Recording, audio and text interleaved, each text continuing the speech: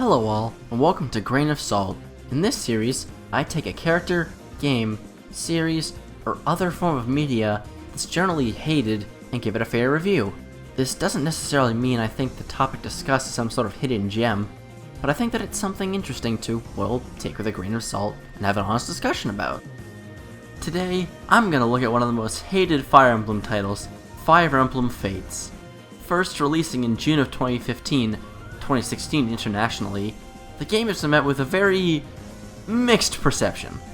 With 3 routes, a crap ton of DLC, and more than enough marketing and heroes, Fate certainly has a lot of material to pick apart, so let's jump right in.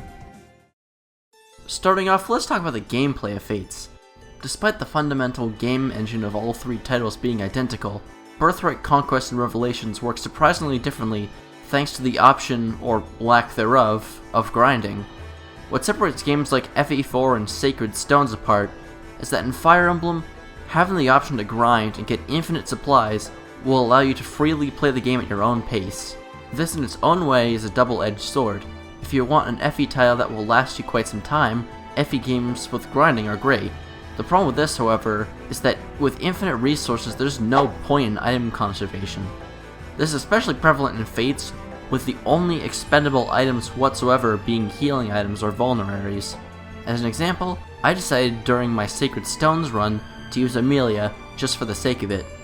With the power of grinding, she was a basic underleveled unit in the chapter I got her in, and a level 19 Cavalier by the time I got back to the story. In games like FE4, you can't pull stuff like that.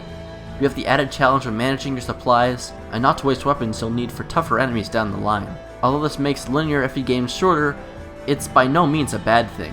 Excluding DLC, Conquest doesn't allow for grinding. Even with the unbreakable weapons, the game still provides a much greater difficulty than the other 2 Fates games. In short, Birthright and Revelations are non-linear FE games, and Conquest is linear.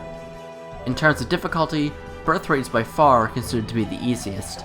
Even ignoring grinding, Birthright's biggest complaints tend to stem from the lack of interesting maps. In comparison to other maps from Conquest and Revelations, a large majority of them are simple route the enemy maps with an occasional defeat the boss chapter. Looking back on it, there's only a select few maps I remember at all. Conquest and Revelations held my attention significantly more in terms of level design. Many either had some sort of interesting variety to them, or encouraged the player to split up the party instead of cramming your entire party through a single point.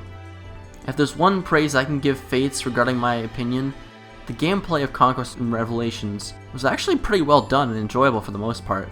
The UI for Fates is clean, easy to understand, and makes deciding how or who to attack so much easier.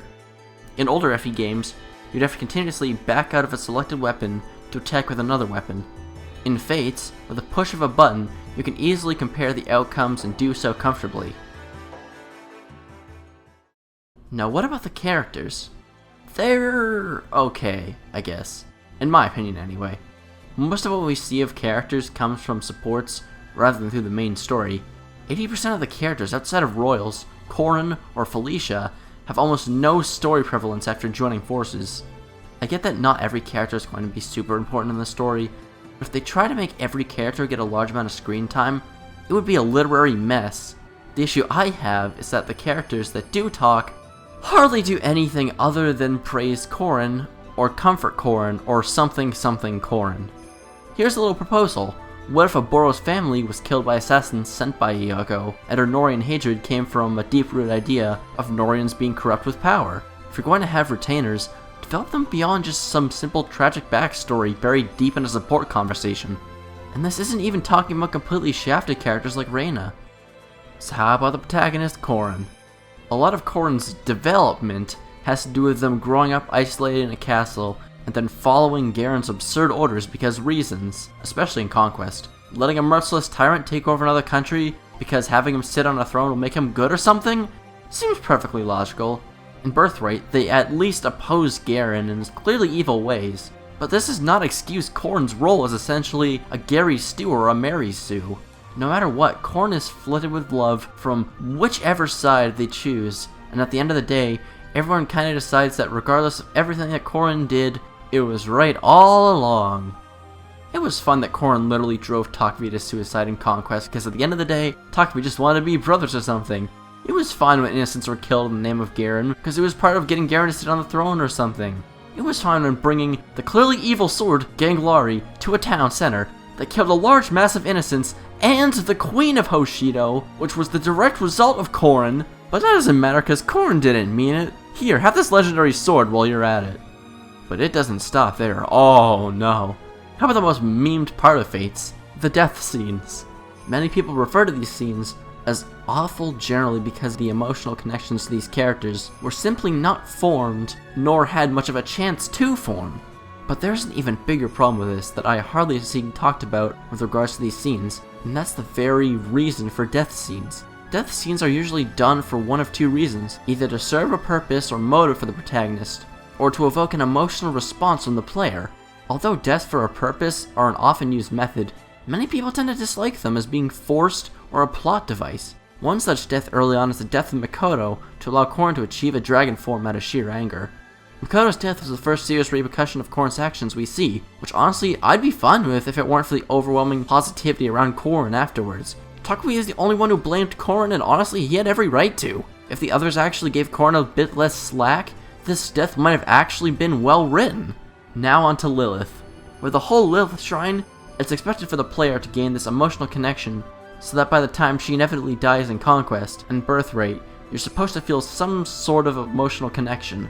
Since Lilith has little to no influence anywhere else in the story, that's the only real way for the player to gain that connection with her. I'm sorry, but when you need an outside story element to make a death have meaning, that's just pointless.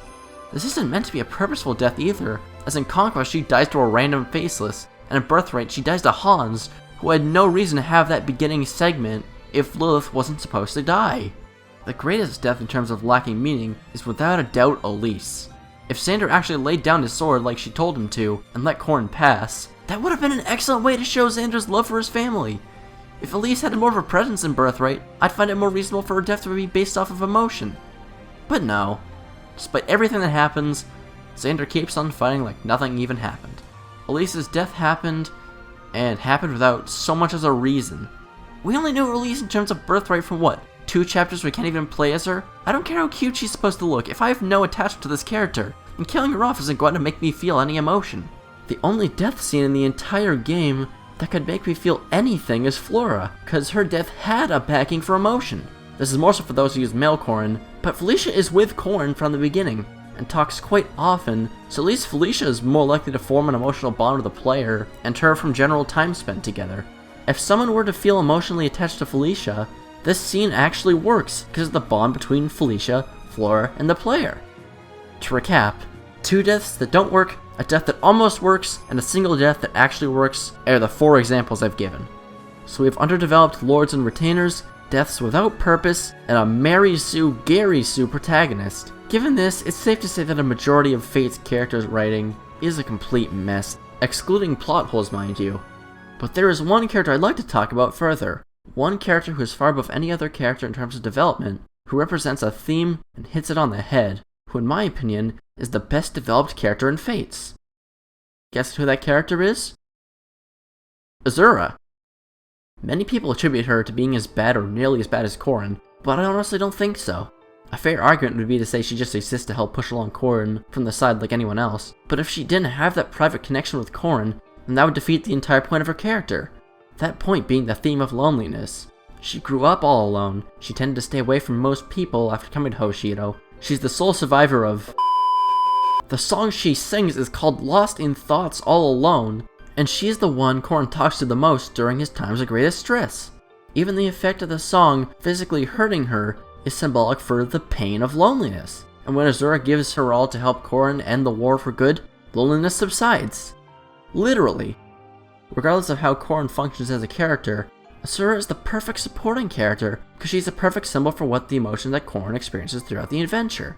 When Fates was being made, the idea of the game was based around us having to make a tough decision that guaranteed you to lose something no matter which one you picked. Fates was meant to be psychological, to have Corrin face problems with no real answer, and for Azura to represent that. Azura may have been successful in my eyes, but the rest of the story suffered from poor writing, and thus fell on its face.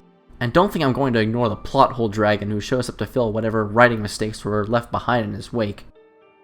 In my opinion, Fates had really high potential. If the characters were written better and the story was actually well made with meaningful death scenes, it could have been one of the best stories Fire Emblem had offered. Ultimately, Fates failed to achieve this in terms of story, but kept my interest because I found the gameplay of Conquest and Revelations to be enjoyable. To me, Fates is a game you shouldn't play for the story, but rather for the gameplay, because if you're already skipping the story to play the chapters, then you'll most likely enjoy the surprising difficulty or map design Fates has to offer. If you're gonna play Fates, please don't play Birthright. If you want to get into Fire Emblem, don't get Fates as your first game unless you really want a challenge in the form of Conquest. You're not going to care about the story most likely, but the gameplay is honestly the most important part, and it's more than redeemable. To keep it to one sentence, Fates is worth your time as long as the gameplay is what you care about and not the story. Feel free to give your own thoughts on Fates. I'd more than like to hear what you think about my Azura claim, and whether you agree with me or not. Thank you all so much for watching, and I'll see you next time.